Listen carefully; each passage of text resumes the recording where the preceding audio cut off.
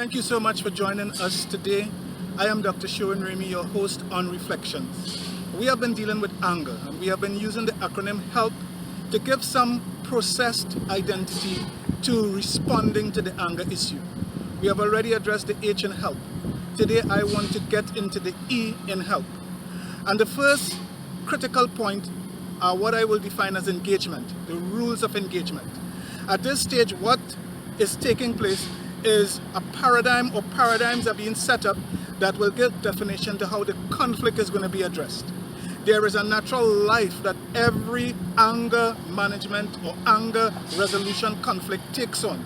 And so what happens is that the mediator is going to be seeking to give definition and set up definitive rules to keep the whole process in check. And that's the rules of engagement. It's important because navigating the process gives some sense of credibility and brings confidence to those who are involved in the process. So the stakeholders, the main players, understand what the rules are and will say audibly, I am willing to abide by the rules that have been set up. So that's critical, engagement. Secondly, I call the escalation risk or the escalation drive. And this is a risky area because of the different energies that are coming in. One of the things that has to be managed at this stage are the motives, the messages.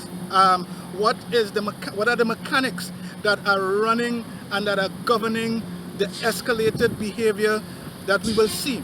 Because as you begin to deal with all the hurt that is in that room or in that place where the conversation is taking place, there will be escalated outbursts. There may be a person who wants to vent, and so what has to happen is that there has to be control.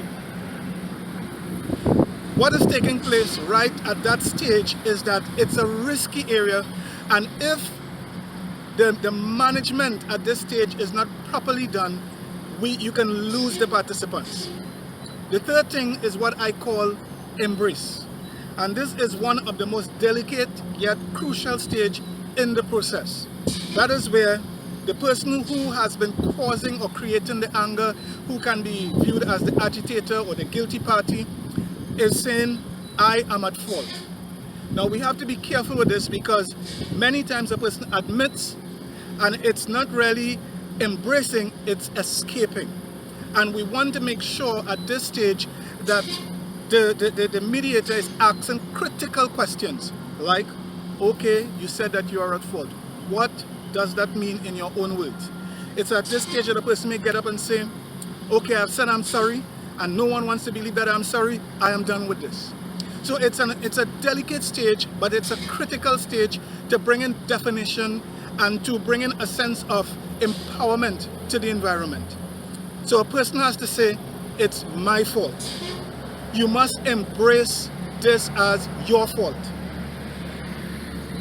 When this process takes place, then the other party or parties that have been what I would call aggrieved or have been on the receiving end of the anger have to come to terms with where they are also embracing the fact that they are injured, they have been hurt, they need assistance also, and they also have their individual cry for help. So there has to be an embracing and not escaping by any party. And so the three E's that I dealt with today is engagement, where the rules are set up, escalation drive, which deals with understanding the motives, the messages, and the mechanics of the conflict, and embrace and not escape. Join me for the next segment when I will deal with some other factors in the E in HELP. My name is Dr. Sherwin Ramey. I thank you so much for being a part of this conversation. Please take a look at us on Facebook. Give us your comments, share the video. We want to know what you think because it gives us a barometer to be able to engage this most important topic from a very practical and proactive standpoint. Thank you so much for joining us. I am Dr. Sherwin Ramey. Grace and peace.